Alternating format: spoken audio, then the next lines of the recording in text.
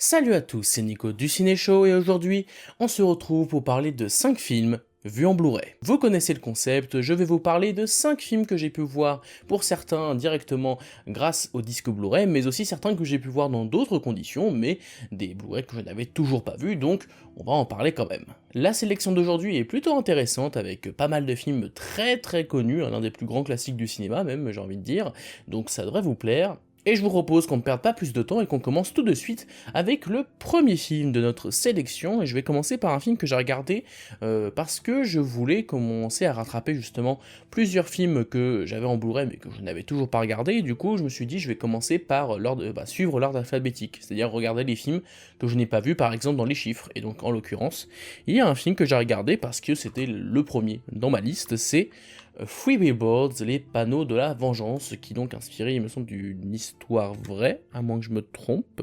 Je suis pas sûr de ça. Donc je vais pas l'affirmer à 100%, mais ce qui est sûr, c'est que c'est un film qui a été très récompensé, hein. Il a eu droit à beaucoup d'Oscars, à l'actrice, à acteur dans un second rôle, il avait eu plusieurs Golden Globes, dont le meilleur film dramatique, donc vraiment un film qui avait raflé beaucoup de récompenses, qui avait beaucoup plu, il me semble, lors de sa sortie. Il y avait des gens qui étaient moins convaincus, hein, pour le côté un petit peu Oscar, film à Oscar classique. Et bah écoutez, j'ai trouvé ça vraiment très bien. Alors je vais vous avouer que ça fait quand même un petit moment que je l'ai vu, parce que ça fait un moment que j'ai pas fait de vidéo Blu-ray, du coup j'ai dû le voir il y a au moins 2 mois, je crois, ce film, pour vous dire. Mais j'en ai quand même un très bon souvenir. Déjà en termes d'acting, c'est vraiment du très bon. Tous les acteurs et actrices du film sont formidables. L'histoire en elle-même est assez forte, je trouve, dans ce que ça raconte sur cette femme qui se bat pour que on puisse élucider le meurtre de sa fille, puisqu'en fait, pour ceux qui n'auraient pas l'histoire de ce Free Billboard, c'est qu'en fait, on suit une mère qui va installer des panneaux à l'entrée de sa ville, dans lequel il va accuser la police de n'avoir rien fait pour empêcher la mort de sa fille. Et donc la police du coin va forcément pas trop apprécier, entre le shérif et l'adjoint qui a un côté extrêmement antipathique, hein, par instant. Et donc voilà, c'est une histoire de tension justement entre cette police et cette habitante, mais aussi le reste de la ville, parce que le reste de la ville aussi réagit à cette histoire de panneaux, et donc on suit un peu l'évolution de cette histoire. Et bah oui, j'en ai vraiment un très bon souvenir. Je trouve que c'est un film qui marchait vraiment très bien. Je me suis même pas tant ennuyé que ça, je trouvais que c'était quand même assez captivant comme histoire, avec vraiment des scènes d'émotion et de tension assez fortes. Donc oui, moi je vous le recommande, Free Billboard, c'est pas le film du siècle pour autant, mais ça reste un très bon drame qui se regarde vraiment très facilement. En tout cas, j'en ai vraiment un très bon souvenir.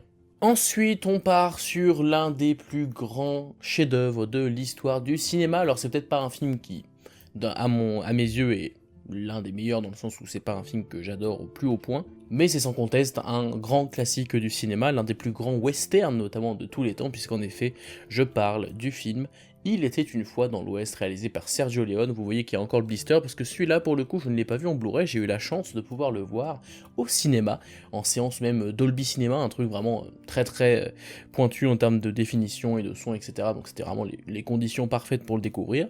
Et bah écoutez, j'ai vraiment beaucoup aimé, hein, évidemment, c'est un très grand film. Alors je pense que j'ai pas non plus adoré, tout simplement parce que je suis pas un très grand fan de western, donc déjà ça m'aide pas trop, ce qui fait qu'il y a pas mal de moments que j'ai trouvé un petit peu longués, mais d'un autre côté il y a plein de gens qui vont dire que justement ça participe à créer la tension, notamment toute cette séquence d'introduction. On va voir des personnes qui arrivent près d'une gare et on voit vraiment tous les éléments qui se mettent en place, les gouttes d'eau qui tombent du petit château d'eau, enfin bref, il y a plein de trucs comme ça qui fonctionnent très bien par contre au niveau du travail sur le son, sur la tension, etc. Mais ça fait que j'avoue que j'ai pas été captivé tout du long, hein, surtout que le film il dure 3 heures. J'avoue que j'ai pas été pris du début à la fin. Mais par contre, c'est sûr et certain que c'est un film qui est très marquant. Déjà, on a des personnages marquants, hein, avec des acteurs absolument dingues, hein. On a notamment Henry Fonda, on a Claudia Cardinale, j'espère qu'on prononce bien comme ça. On a Jason Robards, on a Charles Bronson. Bah, on a vraiment un casting de luxe, avec vraiment beaucoup de charisme, hein. C'est surtout vraiment, il y a des scènes de tension et de duel notamment, sur la fin par exemple, qui sont, ouais, faut avouer qu'il y a un truc dans le regard, il y a quelque chose qui capte le spectateur et ça marche vraiment très bien. Et que dire de la musique, absolument exceptionnelle, hein, c'est du Ennio Morricone, donc forcément on a des thèmes qui sont rentrés dans la tête de tout le monde, en fait, même sans avoir vu le film, je connaissais la bande son de ce film, et c'est vraiment Rien que ce son à l'harmonica est absolument légendaire, donc d'un point de vue musical, ce film est absolument parfait, hein, là-dessus il n'y a rien à dire. Et même l'histoire est assez prenante, de suivre justement cette évolution de personnage, notamment le personnage de Claudia Cardinale, qui va prendre un petit peu plus en assurance et être bien développé au cours du film. Et on a un bon trio d'acteurs justement, où on va voir leurs relations se développer, etc. Non, franchement, c'était vraiment un très très bon film, hein. Surtout, je dis très très bon dans le sens où je pense qu'on peut effectivement dire que c'est un grand classique, dans le sens où il a apporté tellement au cinéma, il a tellement défini les codes du western qu'on peut dire que c'est un chef-d'œuvre. Après, moi, à titre personnel, je l'ai beaucoup aimé sans trouver ça grandiose, mais encore une fois, je pense que c'est tout simplement dû au fait que je ne suis pas un grand fan de western, donc forcément, je suis pas totalement dedans. Mais ça reste un très grand film et je suis très content de l'avoir découvert en plus dans de si bonnes conditions. Donc voilà, si vous n'avez pas vu, je pense qu'il y a quand même une grande majorité qui est parmi vous qui l'ont vu, mais si vous n'avez pas vu Il était une fois dans l'Ouest, oui, c'est à voir. Ensuite, on passe sur du biopic, et oui, avec du biopic avec Pierre Ninet, puisqu'en effet, on va parler de Yves Saint-Laurent. Donc là, c'est une édition plutôt sympa. Alors, je l'ai pas vu dans son format Blu-ray, je l'ai vu sur MyCanal, parce que j'ai d'abord commencé chez mes parents, puis ensuite j'ai fini lorsque j'avais une pause lors du travail, donc voilà, je l'ai fini tranquillement. Mais du coup, je l'ai pas vu en Blu-ray là encore, hein. Je suis désolé, hein. J'essaie de respecter au maximum le concept, mais des fois, ça arrive que je regarde plus dans d'autres conditions. Et donc, ce Yves Saint-Laurent, eh bien, je l'ai trouvé bof. Voilà, c'est un peu les défauts habituels du biopic, c'est-à-dire que oui, par contre en termes d'acting c'est super, hein, Pierre Ninet il a pas volé son César, il est excellent, Guillaume Gallienne aussi, pardon, est vraiment excellent, il n'y a pas à dire, tout le reste du casting, Charlotte Lebon, etc. C'est vraiment du très très bon. Mais au-delà du casting, sinon, oui, il y a un bon travail sur les costumes, hein, c'est sûr, c'est du Yves Saint Laurent, ils ont fait gaffe à ça. La réalisation est quand même très basique, enfin, c'est pas mauvais, c'est juste que c'est très simple. Enfin, on essaye de faire un truc assez classique, et c'est un peu ce qui ressort du film, c'est que quand t'as fini Yves Saint Laurent, tu te dis, oui, bon, c'est un biopic tout à fait lambda, quoi. Enfin, c'est un peu dommage, c'est vrai que autant l'acting, vraiment, pas de soucis, et même sur... En soi, il n'y a aucun élément du film qui est particulièrement mauvais, juste, au final, je dirais pas que je m'en fiche, c'est un peu fort, mais en tout cas, ça m'intéresse pas plus que ça. Voilà, je trouve que le film aurait pu aller un petit peu plus loin sur certaines thématiques, sur les dilemmes qu'avait Yves Saint Laurent sur la couture, ou que sais-je, hein, je ne connais pas tant que ça le personnage, et même s'il le fait de temps en temps, et ça c'est des scènes qui sont plutôt sympas, on insiste sur le caractère assez spécial du personnage, qui parfois peut être confronté à ses démons, entre guillemets, il y a quelque chose de très intéressant là-dedans, mais voilà, ça fait que c'est peut-être pas assez pour que le film ressorte clairement dans la masse des biopics. Donc si ça vous intéresse, oui, ça reste un bon film en soi, hein, pas de souci là-dessus, mais je trouve pas que ce soit un film particulièrement mémorable, c'est dommage. Ensuite, on change complètement de registre, on a parlé de biopics assez classiques sur le monde de la mode, etc. Et là, on va passer sur l'univers du film d'action science-fiction, avec un film que j'ai vu en Blu-ray, et oui, comme quoi, des fois je respecte le concept, puisque j'ai vu le film Dread en 3D. Bon, j'ai pas vu la version 3D, hein, parce que moi, de toute façon, je n'aime pas la 3D, mais ça, c'est un autre débat. Donc, le film Dread, qui est réalisé par Pete Travis et qui est scénarisé par Alex Garland, un scénariste que j'aime plutôt bien, d'habitude, eh bien, écoutez, c'est très cool. Franchement, c'est super bien. Je trouve que c'est un film d'action qui est très efficace. Alors, niveau scénario, n'allez pas chercher, ça va pas chercher très très loin. On sent quand même qu'ils ont essayé de mettre en place un univers un peu spécial. Alors, je sais que c'est un remake du film de Stallone. Alors, je sais pas d'ailleurs si le film de Stallone était lui-même une adaptation ou pas, je crois pas, mais peut-être, je peux me tromper. Mais ça, du coup, c'est une nouvelle version de Dread. Et même si je sais pas du coup ce qu'il a adapté, je trouve que l'univers est assez intéressant avec ces immeubles, où vraiment tout est devenu hyper urbanisé, avec cette drogue qui est utilisée un peu dans toutes les rues. J'ai plus le nom de la drogue d'ailleurs. Mais en tout cas, c'est une drogue qui fait que quand il y a une bonne idée de réal, c'est que quand il y a la drogue, tout devient hyper au ralenti. Ce qui fait qu'on a des effets très stylisés, mais qui, je trouve, marchent plutôt bien. Et donc, il y a de bonnes idées de réal, de temps en temps, je trouve que ça marche bien. Les scènes d'action sont efficaces, il y a des scènes parfois un peu gore, mais je crois que ça va encore, c'est pas le pire que j'ai vu.